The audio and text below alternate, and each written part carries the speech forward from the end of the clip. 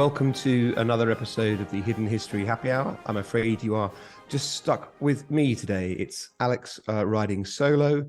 Brian has a very good excuse. He just got married and is off on his honeymoon. So we congratulate Brian and his beautiful blushing bride, who may perhaps be a guest on the show sometime soon, so she can introduce herself to our ever-expanding audience. Please don't forget to like and subscribe wherever you are getting your podcast. As everyone always asks me what I'm drinking, I would never get away with this if Brian was with us. I'm having an alcohol-free beer because I've just had several heavy days in Brussels, where whatever the other faults of the city, the beers are strong and excellent. So having had quite a bit of Brussels beer, I'm having something alcohol-free. This today is a story that you will not read in either of the books that I've had published of history so far. This is a story that I have told on Twitter and have greatly improved with my grateful thanks to followers who've pointed out things that I could and should add before it makes it into a potential third book. This is the story of the guides at Bala Hissar. It is the story of the bravery and the obstinate loyalty of the men of the Corps of Guards Cavalry and Infantry, the 10th Queen Victoria's own frontier force, who were faithful even unto death. In 1879, the Second Afghan War came to an end as the old Emir of Afghanistan fled, and the new, rather more pliable Emir, his son, signed the Treaty of Gandamak with us, the British. And a part of the peace settlement was the agreement that a British envoy would take up residence in Kabul, and that person would supervise certain aspects of Afghan relations. But I make the point that things agreed by elites in the heat of heady moments are not always wholly reflected in the sentiments felt amongst the people over whom they rule in the times that follow. And that is doubly the case when, as was the case with much of the Afghan army, large units of fighting men had not been paid for some months.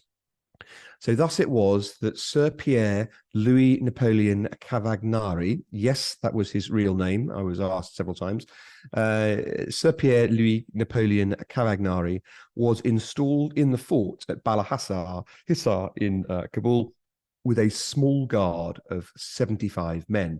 The number of men was kept deliberately small in an effort to not antagonize the Afghans. As we will see, that did not work. And their presence, not least because Cavagnari himself had negotiated the greatly resented and onerous Gandamak Treaty, that group was promptly besieged by the Afghan army in full mutiny. I note that Cavagnari was not a man blessed with profound empathetic insight.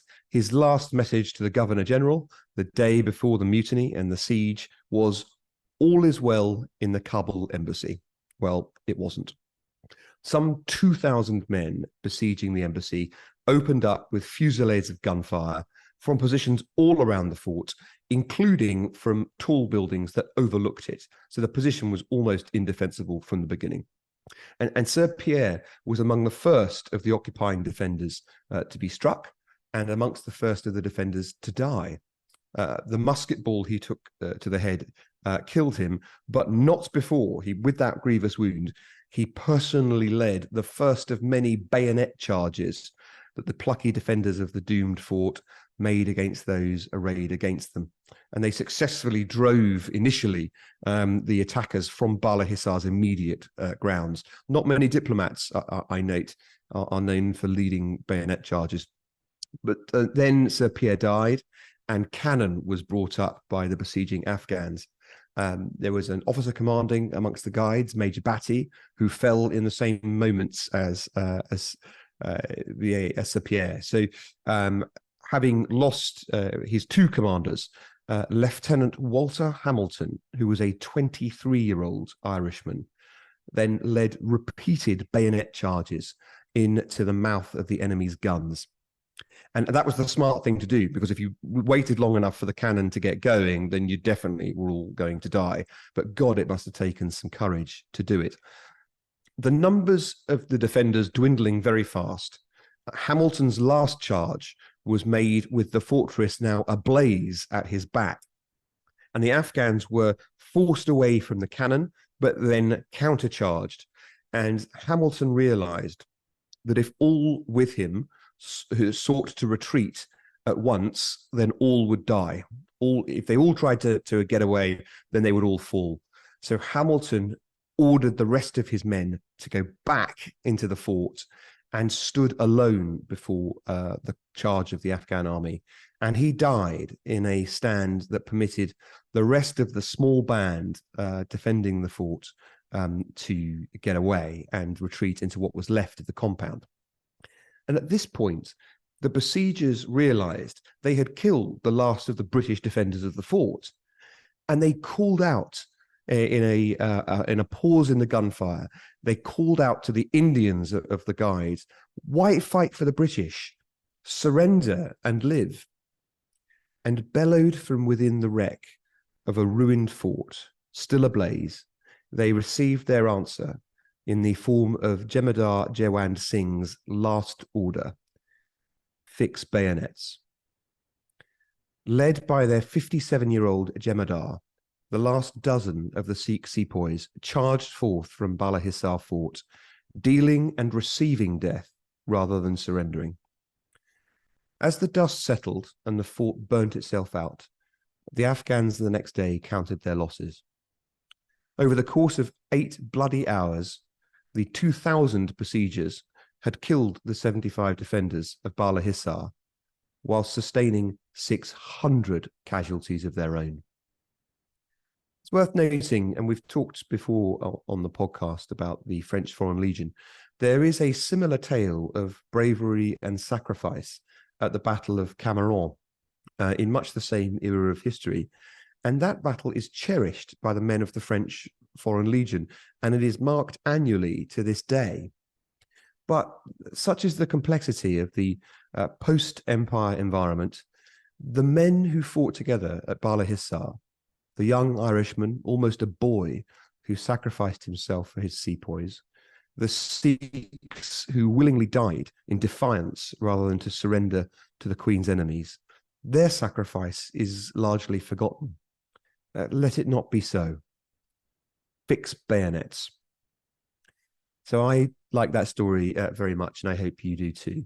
I'd just give you one more little anecdote before signing off for this shorter episode of the Hidden History Happy Hour.